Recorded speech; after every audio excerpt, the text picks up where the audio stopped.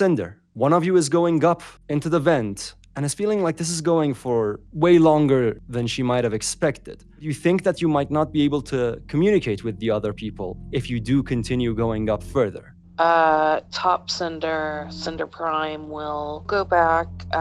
The other one's going to kind of push Noel behind her, the one with the pipe, and they're going to get ready, and the other one is going to go to Sachiko and the dog and kind of stand in front of them as well. Sachiko lets go of Alice and she approaches the pods and uses her inspection abilities to see if she can tell anything about these new folks. Will they be dangerous or not if they get out? In the time-honored tradition of this world where the children are the most dangerous, she checks the brother first. From what you know, this doesn't have weapons, but that seems to be the case with the hair monster as well. So you can't be super sure, but you think they're not equipped with anything that could harm you. At least the ones that you're looking at right now, the ones that are mixed with these luminescent microbes. And Artie, what would you be doing? You finally have power flowing to the machine, but you do think that if you do unlock a door with this power, it would take a whole 24 hours again before the system is prepared to unlock another door. So there might be other doors that you might want to prioritize. Of course, that's completely up to Artie. A staircase.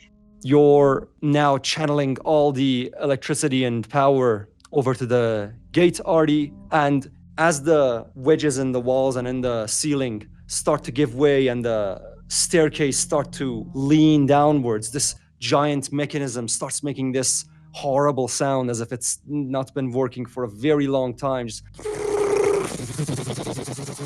And this thick liquid starts to drip from all over it,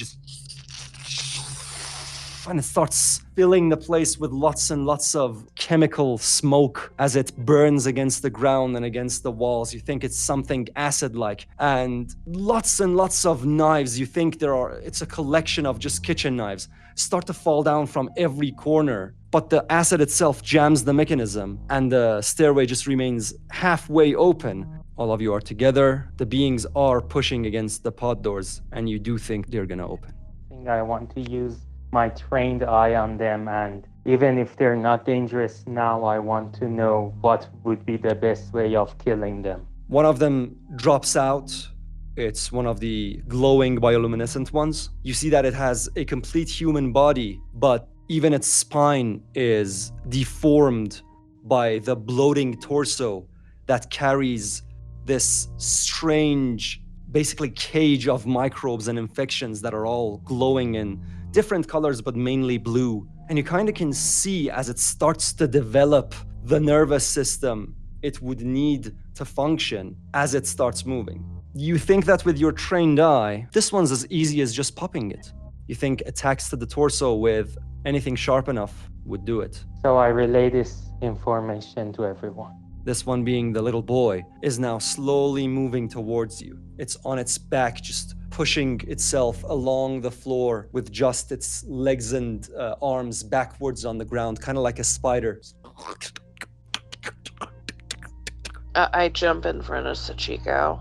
Can I do a vicinity check to see if there's anything I can do to slow it down or hopefully trap it? You think that just by hitting it against the legs, you could just easily get it to fall down, and it seems so clumsy that it would barely be able to get off the ground again. If you managed to in any way get the floor slippery enough, it would be completely unable to walk. So I tell everyone this, and I look at Cinder, tell her that I know she has the alcohol on it. There wasn't any alcohol in the bottle. Another one of them drops out as well. This one just walking very slowly towards Noel. This is the mother. It looks like a bloated version of you, now slowly crawling towards you. Can I kill it yet? Looking to Sachiko. But there's also the possibility that if we kill it, I don't know, the virus infecting us. So I would say that I think avoiding it is better. I mean, I can break its legs. Yeah, but be careful not to push the... Oh, we can give baby dinner. Sachiko is just looking at air. Look. While all of this is happening, the other door breaks off and the father just drops down on the ground. And its limbs seem already twisted to different sides. It slowly gathers itself, starts moving on the ground, kind of like a snake, just mutilating its own body. Each limb like a snake, just trying to move on its own. Oh. Already just goes, ugh. So will it try to kill us? This one you think would be dangerous. All either one could do is just tickle you when they get close to you with what they're trying to do. However, the slime one could take you over completely and perhaps cause asphyxiation. And already sees the snake one. The data goes, ugh. And then he starts walking towards the stair thing. I used trained eye on the slime monster to see the best way of killing it. Seeing as it's triple success, there's no suspense or trying to find out whatsoever. You already know. All it takes is just leading it in two opposite directions, and it can't sustain itself. It'll just tear. So again, Sachiko, in a very flat and factual tone, she relays the information to everyone. Okay. I'll have another one of me on the other, and I'll just start trying to get it slowly apart. You see Alice limping and moving towards one of the bioluminescent ones. What you see is just the being starting to kind of take over her, just grab onto her, with its skin rubbing against her. Cinder would think that they seem to be bathing her, they're just cleaning her. Sachiko runs to the creature and takes it away. You run forward and you kick against it. All you manage to do is basically light this creature up even more. You think that whenever you shake it, its glow starts to get brighter for a little while. But it just stays there and it seems to be cleaning her. Huh. It's bathing her? So Sachiko tries to kneel down and pick the creature up with her hands and throw it away. And by the way, she hasn't noticed the bathing part. You pick it up. Sachiko, wait. I think it might Shut be the okay. fuck up. Excuse me? I don't want to hear your opinion, okay? If you're not going to give a shit about Alice, I'm going to. What do you... I literally helped her out of the machine and healed her. Good job, Mother Teresa. Baby's back. Baby's back. One of them are going to stand in an alpha-like position in front of it, and I'm going to have Sin look to Sachiko and say, fine, if you want it taken care of and you don't want it touching our girl, let it down by the baby's thing. Is the creature still in my hand, DM? Yep, you're still holding it. Since Sachiko knows she's not very good at throwing, she gets about, I don't know, half a meter close to the hole and puts the baby down and then uses the bail. One little thing to note though, you know that you would be going past the slimy creature that's stretching to both sides. I would just try to throw the thing at the slime creature, and since it would move toward me, I would use bail to get away from it. You don't manage to throw the thing far, but you just let it roll on its side. But just as it starts wrapping around this other creature and this creature starts freaking out, then you see this baby come and grab both of them, crush and pierce part of both and start dragging them up against the hole. You think this is gonna take it a very long time to get through, just because of this, how the slimy one seems to be needing lots of gnawing to get down, slowly making its way up the hole. I wonder what it feeds on when we're not here. Sachiko, can I talk to you? Do you want to work on getting that umbilical cord thingy with Noel, or are we going to have a visit from the baby every 10 minutes? No, I would like to speak with you in private, if you don't mind. Okay, sure. We'll go to... you said one was the bedroom, correct? Yep, it seems to be the father and the mother's bedroom. Dope. We'll go in there. Sachiko picks up. Yeah, I was gonna say I was gonna go for Alice as well. Sachiko tries to block Cinder from going to Alice, and she tries to pick Alice up herself to take it to the room. Also, Noel, you see all of this unfold. I don't think I checked the mother creature. Yeah, it's just slowly coming towards you. I want to move back further, but I also want to do a weak point check on it. So The knives behind you could do a very good job. You could just grab a knife and start poking at it. okay, well I'm gonna go grab the knives then. The one that was protecting Noel just kind of backs up when I see him grab a knife and go towards it. Because I was told it's full of infection. Yeah. Yeah, I'm not gonna go near it. I'm gonna just get the knives and I'm not gonna do anything. I'm just arming myself for worst case. Just gonna leave it there. Cinder, Sachiko, you're in the private room, and Artie. I want to just keep. I want to try to pry the stairs down if I can try, and if not, try to work out what's wrong with the mechanism. Currently, what you think it is there's a lot of growth on the other side. You think there is a very big organism that's been growing, and you feel like lots and lots of the mechanism has actually been burned through with some very special and strong type of acid. Completely fucked at the moment, unless you manage to somehow use structural knowledge over a long period of time with power tools, start to go through it and cut it off. No idea. I'll think. Cinder, Sachiko. Do you want some help, Sachiko? You've called me to speak privately with me, to ask me if I want help. No, with carrying Alice. Haven't I carried her this far? Sure, why not? So, are you going to ask me questions, or am I going to ask you questions? Well, I'd like to know why you're upset.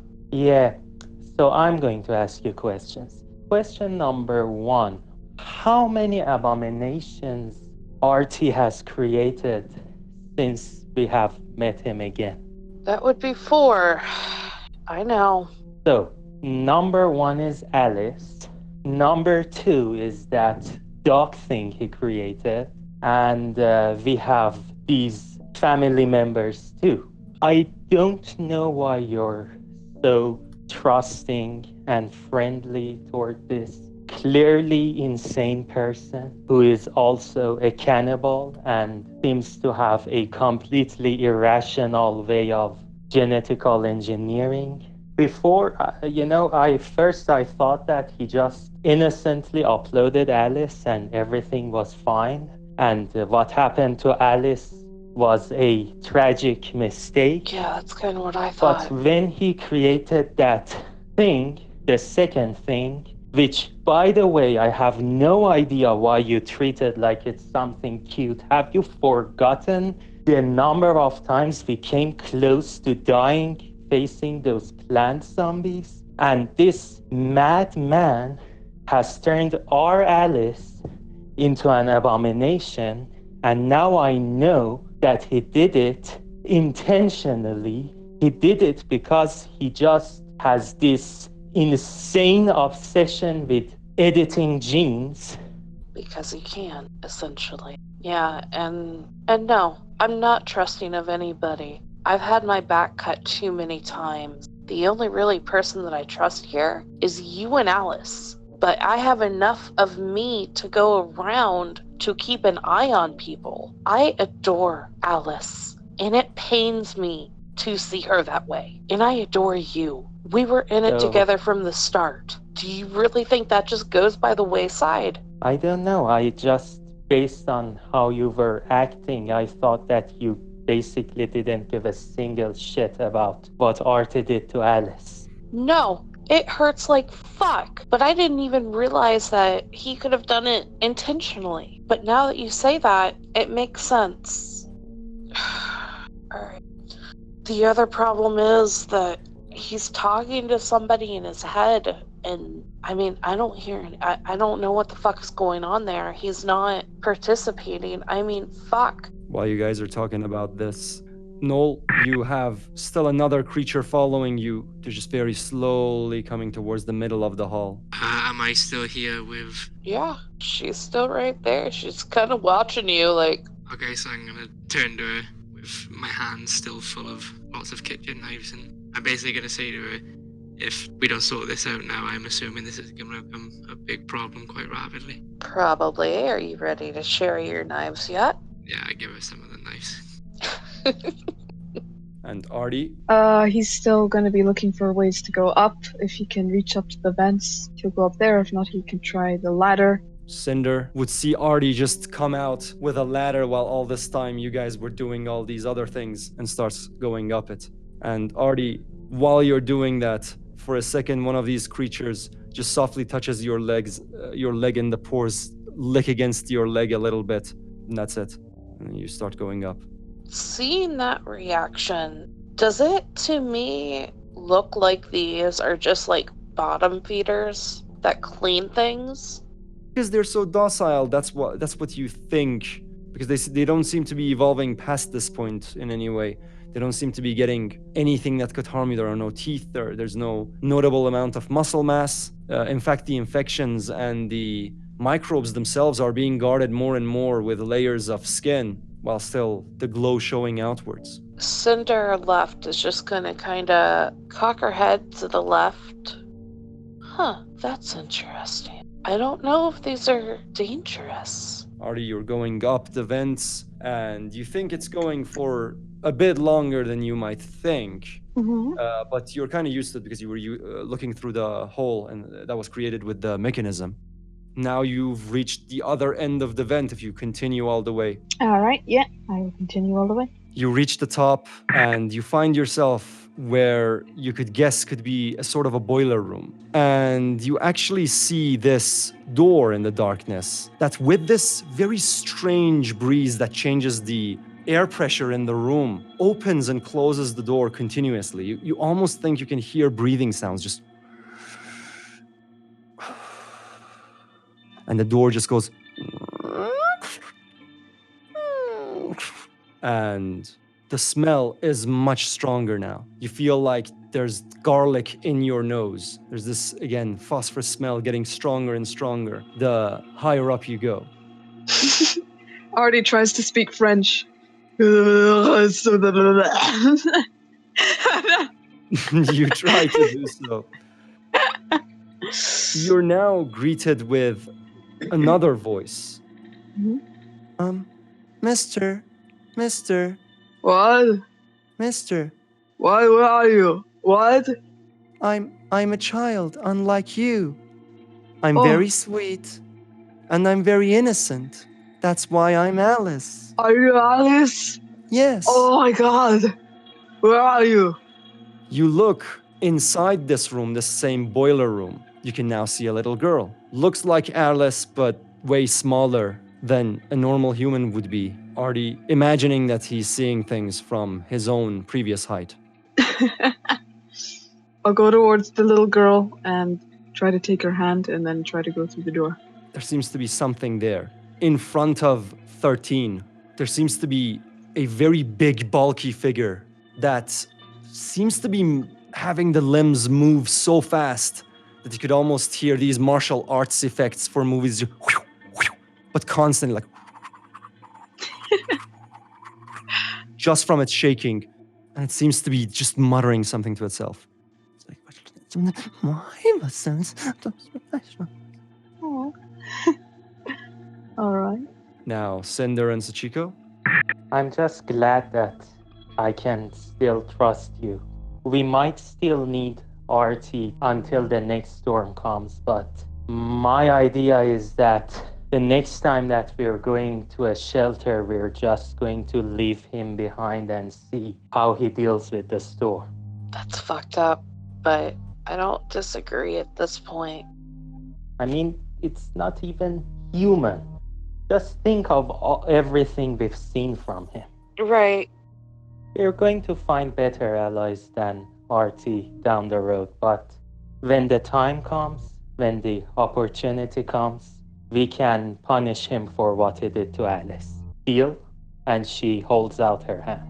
Cinder will take that hand and then she will bring her in for a hug. While you guys hug, there seems to be some sort of automatic system in the room that changes the lights and starts to play smooth jazz, by the way. No.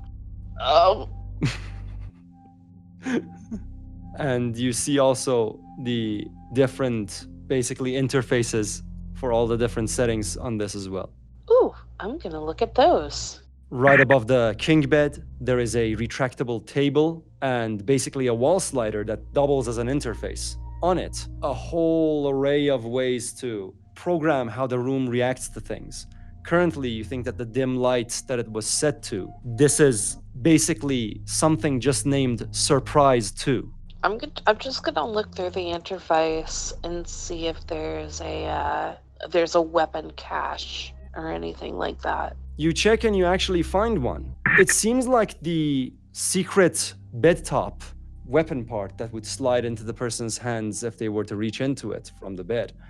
The weapon itself is missing, but you have something that you very quickly can make out to be a sort of energy-based magazine. It seems to be in bad condition and very old, but there is this company known as Claynova, and you think what they make is mostly supposed to be very, very durable. And you know that their magazines basically double as batteries for lots of different tools that they sell. Awesome.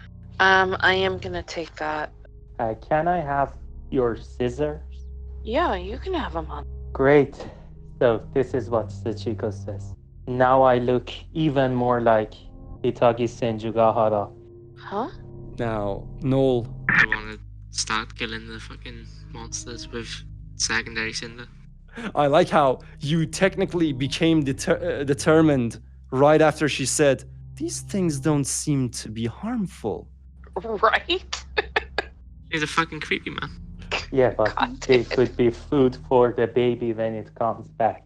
I mean, the baby did eat a dead body a few times, so I'm pretty sure it'll still eat it. But Noel going for the kill, and she's just like, no, wait.